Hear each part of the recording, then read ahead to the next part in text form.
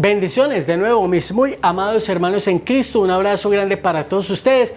Gracias por estar de nuevo con nosotros en esta clase. Hoy, nuestra clase número 28, en búsqueda de la verdad. Amado Jesús, te pedimos humildemente que nos conceda la gracia de tu Espíritu Santo para acercarnos cada vez más siempre a tu corazón, al conocimiento de tu verdad. No permitas que seamos engañados por personas y espíritus arrogantes que nos quieren apartar de la verdad. Ayúdanos a encontrar el valor para investigar en las Sagradas Escrituras, en el magisterio de la Iglesia y en la historia, esa verdad que nos lleva al encuentro con tu Iglesia, y que una vez la hayamos encontrado, sintamos amor y profundo deseo por unirnos a ella, para guardarla, protegerla de todo mal y para ayudarle a cumplir su misión en el mundo. Amén. Queridos hermanos, les decía en la clase anterior que hoy íbamos entonces a comenzar con la carta del apóstol San Pablo a los romanos. Algunas generalidades para seguir creciendo en nuestra fe. Pablo escribió la carta a los romanos en un momento decisivo de su carrera apostólica. Ya había concluido su tercer viaje misionero y se disponía a llevar a Jerusalén la colecta en favor de los hermanos que tan laboriosamente había recogido en Macedonia y Acaya. Capítulos 15, versículos 25 y 26. Consideraba que su misión en Oriente ya estaba terminada. Capítulo 15, versículos 19 y 20. Y tenía proyectado emprender una nueva etapa en su obra de evangelización. Su propósito era llevar la buena noticia a Occidente, desde Roma hasta España.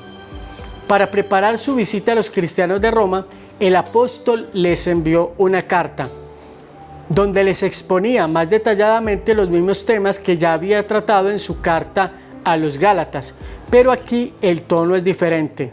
El ardor de la polémica se ha suavizado y Pablo ha podido completar y matizar su pensamiento y sus expresiones. En una admirable síntesis doctrinal, describe la universalidad del pecado y la obra redentora de Cristo, la función de la ley de Moisés por la fe en Jesucristo, la libertad cristiana, el bautismo y la nueva vida en el Espíritu. Además, en esta carta hay un tema desarrollado con particular amplitud, el de la situación del pueblo judío en la nueva disposición divina, fundada sobre la fe en Cristo y no sobre las obras de la ley.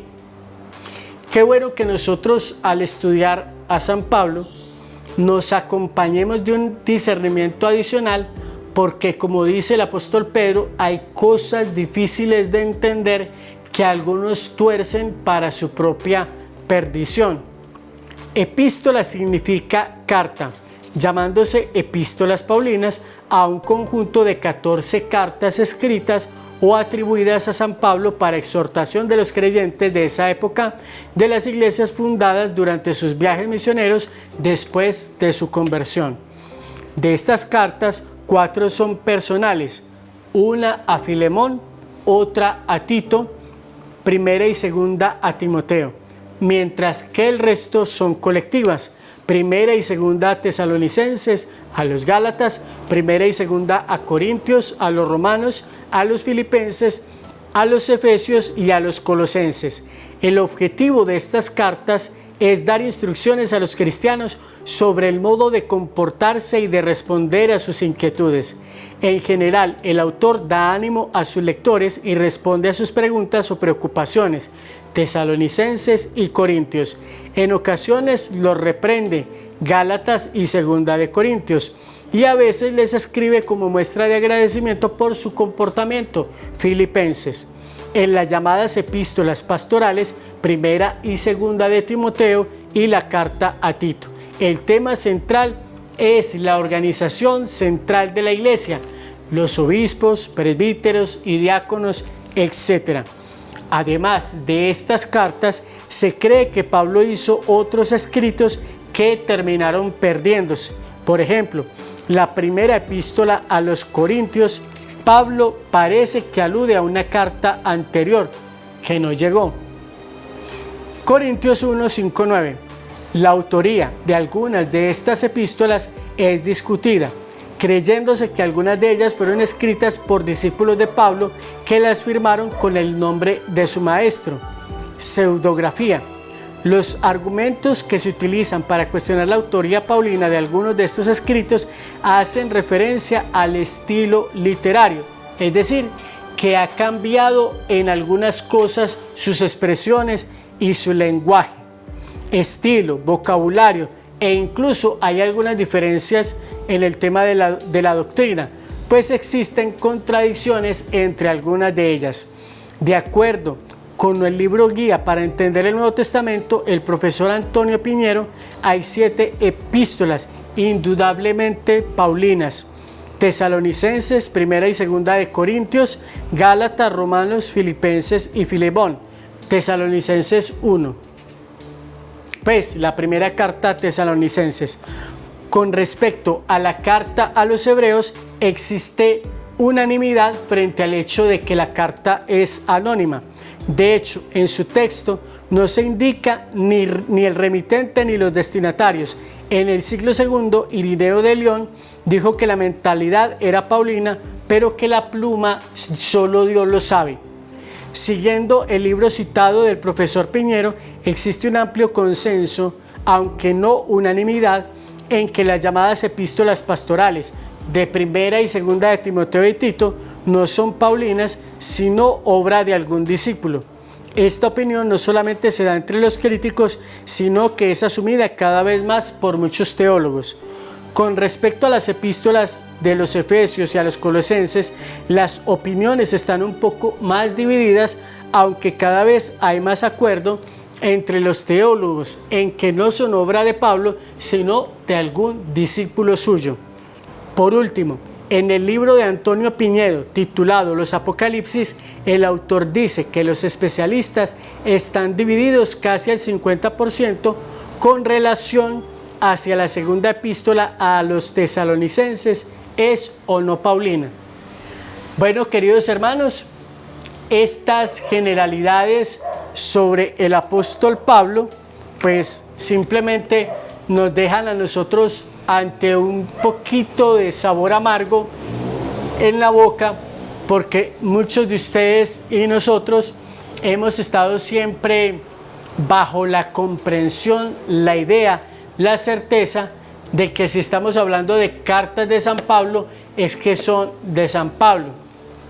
Incluso en el tema de algunos otros libros del Nuevo Testamento, hay algunos apartes que, por ejemplo, dicen que alguno de los libros de los evangelios, alguno de tantos, no fue escrito propiamente por el evangelista como tal, sino por algunos de sus discípulos, que también puede ser un concepto válido. Entonces, qué bueno que nosotros tengamos en cuenta todos estos elementos para cuando estemos analizando y estudiando la palabra de Dios, tengamos más herramientas para el momento en que vayamos a estudiar los textos, porque posiblemente puede suceder que alguno de nosotros encuentre algunas de esas marcadas diferencias de las que se está hablando en el estudio. Queridos hermanos, espero que este estudio sea nuevamente de bendición para todos ustedes y que les permita acercarse cada vez más a la comprensión de que hay que estudiar la palabra de Dios con responsabilidad y que a veces es importante que vayamos a otras fuentes que no son propiamente la Biblia para que tengamos más elementos, más herramientas para discernir ciertas cosas que a veces para algunas personas es complejo creer, aceptar o asimilar. De esta manera es que nosotros vamos a irle dando alguna mirada rápida a algunos otros textos de las cartas paulinas y por último pues ya vamos a ir a tomar otros textos fuera de la palabra de Dios, escritos de algunos historiadores contemporáneos de los apóstoles, que nos van a ir contando, relatando otros elementos que no aparecen en la Biblia, pero que de alguna manera algunos de ellos nos van a dar herramientas para discernir mejor lo que está dentro de la Escritura y la conformación de la iglesia y de la vida de la iglesia. Queridos hermanos, compartan este video en sus redes sociales, a través de sus grupos de WhatsApp. Inviten a muchísimos hermanos para que se suscriban a este canal, siempre activando la campana de notificaciones para que puedan recibir nuevas alertas cada vez que subamos nuevo contenido a nuestro canal. Si este video te gusta, dale me gusta para que YouTube lo pueda recomendar a otras personas y así seamos más personas acudiendo a este estudio, a este proceso de formación. A ustedes por su atención, muchas gracias, Dios les bendiga, hasta pronto.